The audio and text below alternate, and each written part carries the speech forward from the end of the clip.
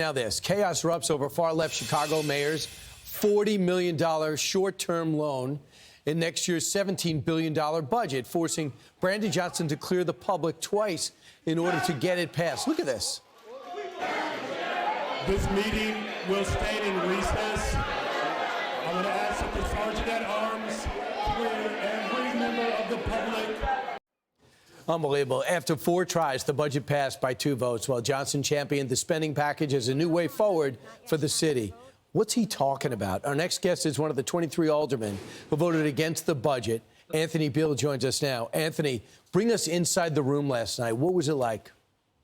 Well, it was total chaos. When you look at everything that you saw just in that segment, it was just total chaos. And we're trying to pass a budget. We're trying to get real answers. We're trying to do what's right by the people of the city of Chicago.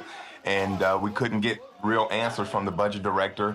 We couldn't get the right information we needed to make a good, educated decision on how to move the city forward. And we're still spending money, hundreds of millions of dollars on migrants. And we want to continue to fine and feed the people of the city of Chicago when we continue to spend hundreds and hundreds of millions of dollars on migrants. And there's no end in sight because he doesn't want to cooperate with somebody who can bring that number down by lessening the number coming in. In fact, they say in Chicago, the numbers you're giving under Brandon Johnson, the mayor, $527.5 million, let alone the inconvenience of seeing him in the airports and police stations and around. I mean, obviously people are fed up. Doesn't he hear this?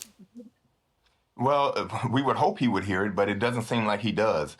We've tried working with this mayor. It's about 15 or 16 of us who have been around and know the city and know the budget very well, and he won't even talk to us. He won't even entertain our ideas about trying to right-size the city of Chicago. We tried to right-size it. We tried, our budget is extremely bloated. We've increased our budget over $5 billion in the last 4 years. We can't sustain that type of growth. And so we tried to right-size it. We tried to have cuts and efficiencies. And this mayor totally ignored all of that and wants to just continue to spend money.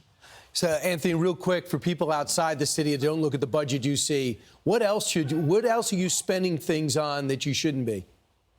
Well, when you see that the mayor, at the end of the day, he bought about 6 votes to get his budget passed. He gave aldermen letters that said, we're going to do certain things in your ward that should be getting done anyway, because it's the right thing to do. You shouldn't have to hold services back and hold things over people's head just to buy their vote. People are starving to get things done in their wards, and the mayor's holding services and goods over their heads in order to get their votes. And these people are so desperate to do something for their communities, they sold their vote very cheap. But it's almost like they have no options, right? It's incredible. It's not like your education system is booming and the recreational facilities are fantastic. They're not. Must be really frustrating. Continue to fight, Anthony. Thanks so much for joining us, bringing us inside the chaos. Thanks so much for having me. You got it. I'm Steve Ducey. I'm Brian Kilmeade. And I'm Ainsley Earhart. And click here to subscribe to the Fox News YouTube page to catch our hottest interviews and most compelling analysis.